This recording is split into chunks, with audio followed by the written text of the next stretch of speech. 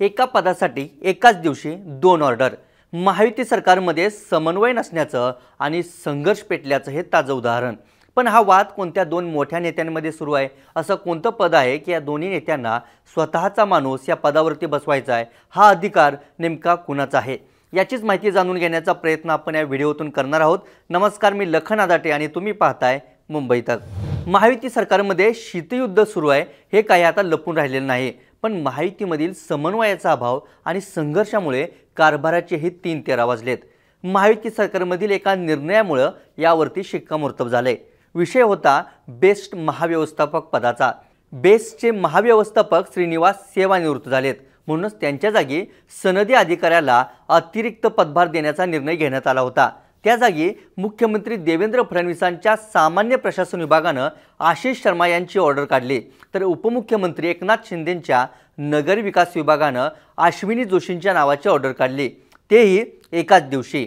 Best महाव्यवस्थापक पदासाठी अतिरिक्त कार्यभार बीएमसीच्या 2 अतिरिक्त अधिकाऱ्यांकडे देण्यात आल्याने हा गोंधळ वाढला। या सगळ्यात दोन्ही विभागांनी ऑर्डर काढलेली असली तरी कुणाची ऑर्डर पाळायची असा प्रश्न प्रशासनाच्या समोर पडला। या वादानंतर बेस्टच्या संदर्भातील निर्णय मी घेत नसून महानगरपालिका घेत असते, असं स्पष्टीकरण मुख्यमंत्री फडणवीसांनी दिलं। दिल्ली दौऱ्यावरील एकनाथ शिंदेंनी तर महाराष्ट्रातला प्रश्न इथं कशाला म्हणत उत्तर देणं टाळलं, तर दुसरे उपमुख्यमंत्री अजित पवारांनी महत्त्वाच्या पदावर नियुक्ती करण्याचा अधिकार हा मुख्यमंत्र्यांचा असल्याचा दावा केला।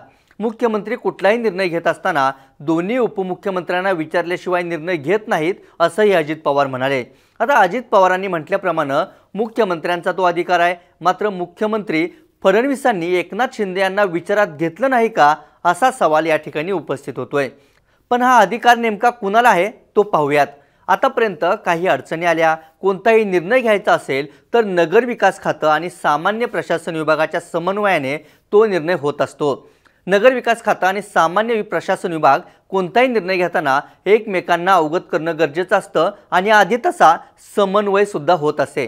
यावेळी मात्र दोन्ही विभागांनी बेस्ट महाव्यवस्थापक पदाचा अतिरिक्त पदभार सोपवण्याचा निर्णय घेताना एकमेकांना अवगत केलं नाही। सरकारचे प्रमुख असणाऱ्या मुख्यमंत्र्यांना यात सर्वाधिकार असतात, त्यामुळे साहजिकच त्यांच्या सामान्य प्रशासन विभागाने काढलेली ऑर्डर फायनल झाली आणि आशिष शर्मांनी बेस्टच्या महाव्यवस्थापक पदाचा अतिरिक्त पदभार स्वीकारला। पण यामुळे सरकारमधील समन्वयाचा अभाव पुन्हा एकदा समोर आला आणि एकनाथ शिंदेंनाही पुन्हा एकदा धक्का बसला। तसं फडणवीस आणि शिंदेंमध्ये वादाची ही पहिलीच वेळ आहे का, तर बिलकुल नाही।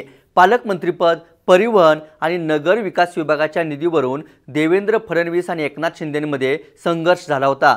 अगदी एकाच कार्यक्रमात एकाच व्यासपीठावर येणंही शिंदे फडणवीस टाळत होते। आता ऐन मुंबई महानगरपालिका निवडणुकीच्या तोंडावर हा वाद पुन्हा एकदा उफाळलाय। या व्हिडिओत इथंच थांबूयात। एकनाथ शिंदे आणि देवेंद्र फडणवीसांमध्ये कोण कुरघोड्या करतंय? बेस्टच्या महाव्यवस्थापक पद नेमण्याचा अधिकार कुणाला आहे? याबाबत तुम्हाला काय वाटतं ते आम्हाला कमेंट करून नक्की कळवा। ताज्या घडामोडी आणि अचूक विश्लेषणासाठी मुंबई तकला सबस्क्राईब करायला विसरू नका। धन्यवाद।